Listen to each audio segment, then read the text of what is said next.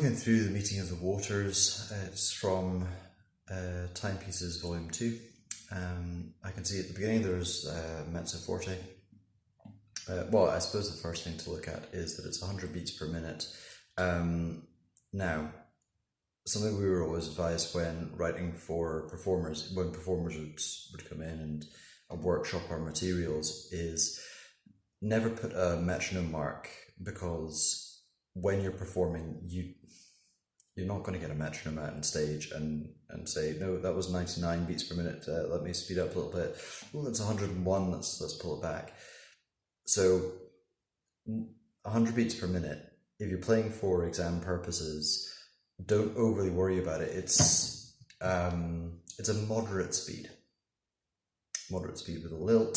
So that's maybe the first thing to say about this. It's mezzo forte, so mezzo meaning half and forte meaning strong. So I'm not going into it too strongly. Again, that's negotiable. It depends on where you are. It depends on your venue, and my half strong is what I choose to be doing today. You'll notice that I came down in dynamic in the middle section of the piece, because it's marked as piano, meaning either gentle or level, kind of like deadpan speaking. So dynamically speaking, the piece basically moves between mezzo forte, piano, and then does the same thing again.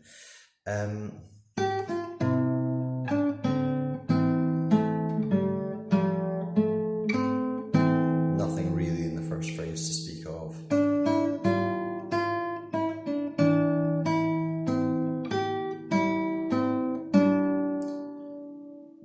Piano dynamic.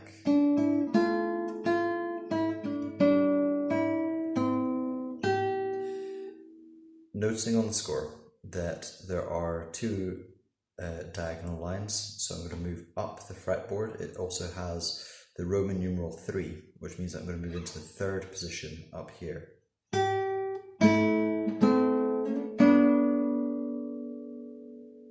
I'm adding a little vibrato, just for effect.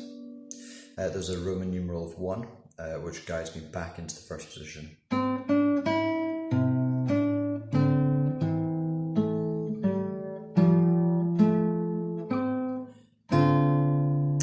There's a fermata mark, so the dot with the semicircular mark over it, that's a fermata, meaning for you to pause. You often see those on bus stops in Italy. You don't actually want the bus to stop, because that means it's not going to keep going. What you want the bus to do is pause, let you on, and then keep going. So this is what's happening in this phrase.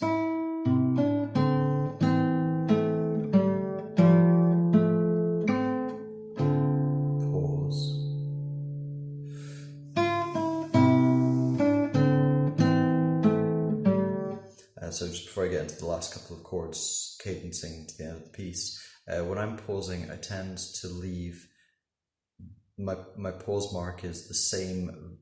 It's half the value of whatever note I'm on. It's a pretty good guide for how long to pause, but how long do you pause when you're giving a talk? Music is much closer to poetry than it is to mathematics, although there's similarities with both.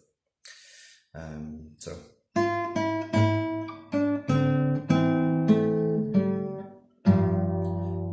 That's a bit of a pig of a chord. I actually don't really like the way the arranger has voiced these last little sections, or the last 2 bars. I found it a little heavy in the voicing, but there we have it. G7 chord. Coming up to a G9, and then a G11 up the top. Cadencing to a C. So the whole thing through.